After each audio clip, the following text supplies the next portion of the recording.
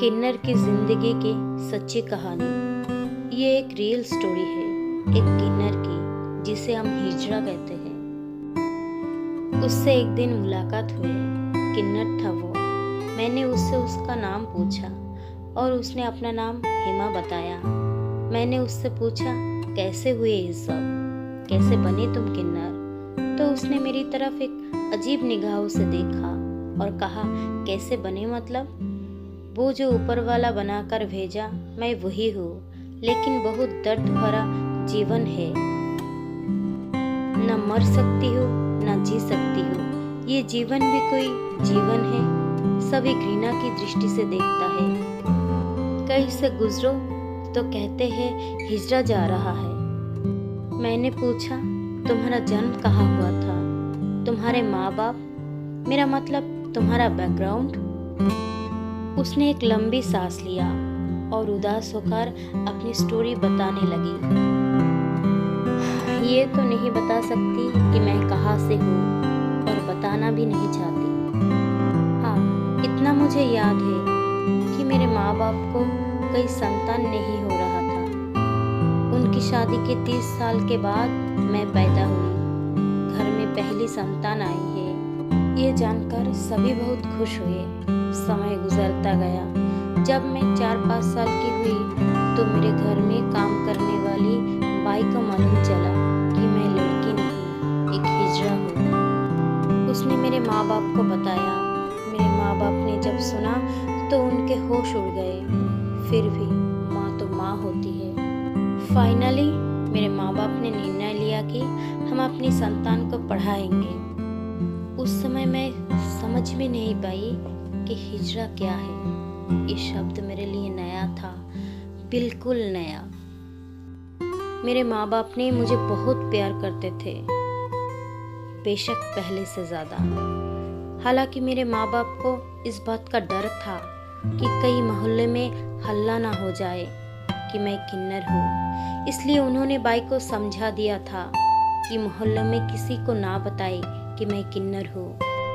इसके बदले मेरे माता पिता उसे एक्स्ट्रा पैसे देते थे। समय गुजरता गया और देखते देखते मेरी उम्र 15 साल की हो गई और यहीं से शुरू हुई मेरी स्टोरी लड़की से किन्नर बनने की। मेरी आवाज़ बदलने लगी, मेरी चाल ढाल बदलने लगा।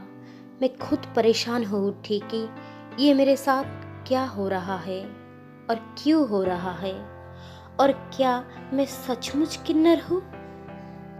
कहते हैं कि सच्चाई बहुत दिनों तक छुप नहीं सकती। एक दिन मोहल्ले में एक लड़के के साथ झगड़ा हुआ।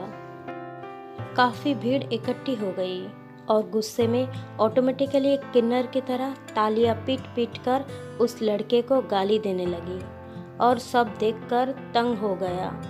और यहाँ पर राज खुल गया कि मैं एक किन्नर हूँ। मोहल्ले में मेरे माँ बाप का चलना मुश्किल हो गया। इधर मेरे में भी बहुत बदलाव आने शुरू हो गए। जैसे कि मुझे लड़कियों के कॉस्ट्यूम पसंद आ रहे थे। मैं कभी माँ की साड़ी पहन लेती थी तो कभी मुझे सामी सलवार पहनने का मन करता था। कभी लिपस्टिक और चूड़ियाँ पहन लेती थी। अब मुझे भी विश्वास हो चुका था कि मैं ना तो मर्द हूँ ना ही औरत, मैं एक किन्नर हूँ। थोड़े दिनों बाद ही मेरे घर पर एक किन्नर समुदाय से कुछ किन्नर पहुँचे और मेरे माँ बाप से मुझे मांगने लगे, ये कहकर कि आपकी संतान आपका समझ का नहीं है, इसका समझ अलग है और हम इसे अपनी कम्युनिटी में लेकर जाएंगे।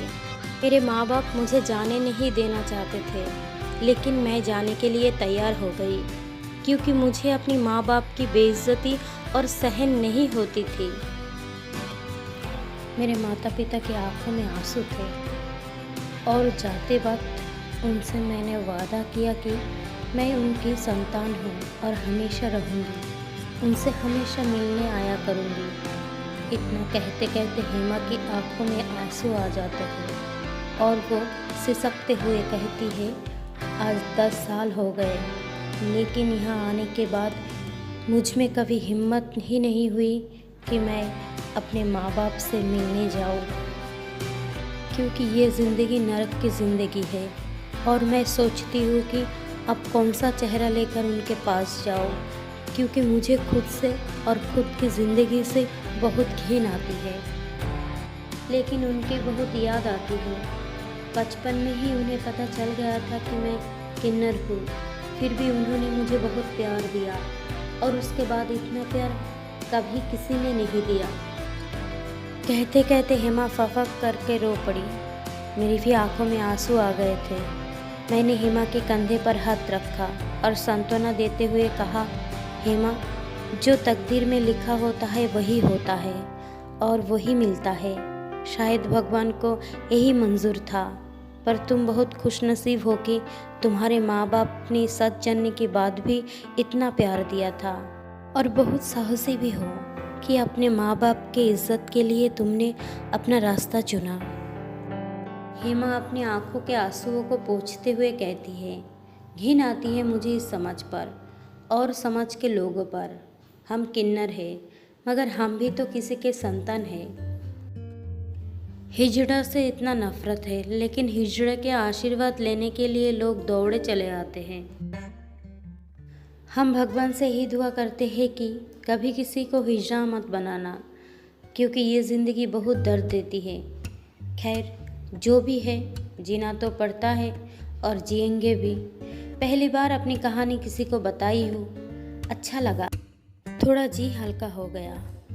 बहुत दिन से अच्छे से रो भी नहीं पाई थी, लेकिन आज। फिर अचानक हेमा वहाँ से जाते हुए कहती है, मुझे ज़रूरी काम है, जाना होगा, और बाय कहकर वहाँ से चली जाती है। मैं वही खड़ा, स्तब्ध और खामोश, हेमा को जाते हुए देख रहे थे। उसकी कहानी, ज़िंदगी की सफ़र, उसके आंखों के आंसू अभी तक मुझे कचोट रहे थे। लेकिन हेमा की ये दर्द भरी स्टोरी मुझे हज़ारों सवाल पूछ रहे थे, जिसका जवाब मेरे पास नहीं था। दोस्तों, ये सिर्फ एक हेमा की स्टोरी नहीं है। ऐसी हज़ारों हेमा की कई कहानियाँ हैं जो हमें सोचने पर मजबूर कर देती है कि क्या किन्नर बुरी होती है? क्या उन्हें समझ में अच्छी ज़िंदगी जीने का कोई हक नहीं? आखिर क्यों? सवाल अब सबके लिए है। खैर, मैं हेमा के लिए ये दुआ करती हूँ, वो जिस परिस्थिति में है, जहाँ भी है, उसका ज़िंदगी का सिलसिला चलता रहे और वो अपनी दुनिया में हमेशा मुस्कुराती रहे। स्टोरी सुनने के लिए थैंक यू।